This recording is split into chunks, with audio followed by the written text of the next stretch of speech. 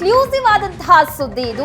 ಅಬುಧಾಬಿಯಲ್ಲಿ ಹಿಂದೂ ಮಂದಿರ ಲೋಕಾರ್ಪಣೆ ಆಗ್ತಾ ಇದೆ. ಆ ಲೋಕಾರ್ಪಣೆಗೆ ಇನ್ನೇನು ಕ್ಷಣಗಣನೆ ಆರಂಭ ಆಗಿದೆ.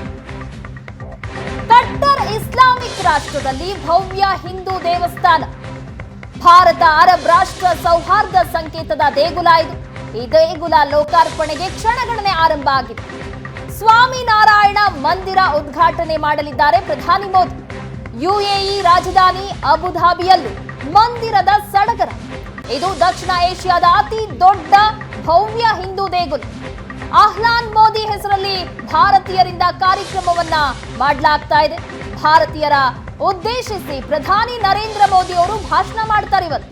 ಇವತ್ತು ಸಂಜೆ ಬಿಎಪಿಎಸ್ ನಿರ್ಮಿಸಿದ ನಾರಾಯಣ ಮಂದಿರದ ಉದ್ಘಾಟನೆ ಮಾಡಲಿದ್ದಾರೆ ಪ್ರಧಾನಿ ಮೋದಿ. 700 ಕೋಟಿ ರೂಪಾಯಿ ಬೆಲೆ ಬಾಳುವ 27 ಎಕರೆ ಭೂಮಿಯಲ್ಲಿ ತಲೆ ಎತ್ತಿರುವಂತಹ ಭವ್ಯ ಮಂದಿರ ಇದು. ಈ ಸ್ವಾಮಿನಾರಾಯಣ ಮಂದಿರವನ್ನ ಇಂದು ಪ್ರಧಾನಿ ಮೋದಿ ಉದ್ಘಾಟನೆ ಮಾಡ್ತಾರೆ. ಇಸ್ಲಾಮಿಕ್ ರಾಷ್ಟ್ರದಲ್ಲಿ ನಿರ್ಮಾಣವಾಗಿರುವಂತಹ ಭವ್ಯ ಹಿಂದೂ ಮಂದಿರ ಇದು. ಭಾರತೀಯರನ್ನುದ್ದೇಶಿಸಿ ಪ್ರಧಾನಿ ಮೋದಿ ಇವತ್ತಿನ ಅಹ್ಲಾನ್ ಮೋದಿ ಕಾರ್ಯಕ್ರಮದಲ್ಲಿ ಭಾಷಣ ಮಾಡಲಿದ್ದಾರೆ. ಜೊತೆಗೆ ನಾರಾಯಣ ಮಂದಿರ ಉದ್ಘಾಟನೆಯಾಗುತ್ತೆ. ಅರಬ್ ರಾಷ್ಟ್ರದಲ್ಲಿ ಮಂದಿರವನ್ನ ಕಟ್ಟಿರೋದು ಗುಜರಾತ್ನ ಸಂಸ್ಥೆ ಬಿಎಪಿಎಸ್.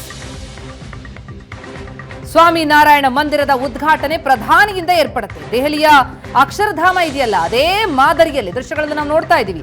ಅದೇ ಮಾದರಿಯಲ್ಲೇ ಮಂದಿರ ನಿರ್ಮಾಣ ಆಗಿರೋದು. ಮುಸ್ಲಿಂ ದೊರೆಗಳ ಭೂಮಿಯಲ್ಲಿ ಹಿಂದೂ ಮಂದಿರ ತಲೆ ಎತ್ತಿದ್ದು ಅದರ ಲೋಕಾರ್ಪಣೆ ಇವತ್ತು ನೆರವೇರುತ್ತೆ. 27 ಎಕರೆ ಭೂಮಿಯನ್ನ ಹಿಂದೂ ಮಂದಿರ ನಿರ್ಮಾಣಕ್ಕೆ ಅಂತ ಗಿಫ್ಟ್ ಕೊಟ್ಟಿದ್ದಾರೆ ಅಬುಧಾಬಿಯ ದೊರೆ.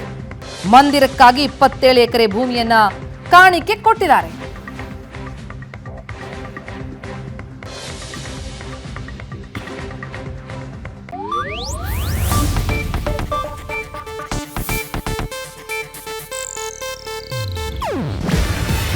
ಇದು ಏಷ್ಯಾನೆಟ್ ನ್ಯೂಸ್ ನೆಟ್ವರ್ಕ್ ಪ್ರಸ್ತುತಿ. ನೀವು ನೋಡ್ತಿದ್ದೀರಾ ಏಷ್ಯಾನೆಟ್ ಸುವರ್ಣ ನ್ಯೂಸ್.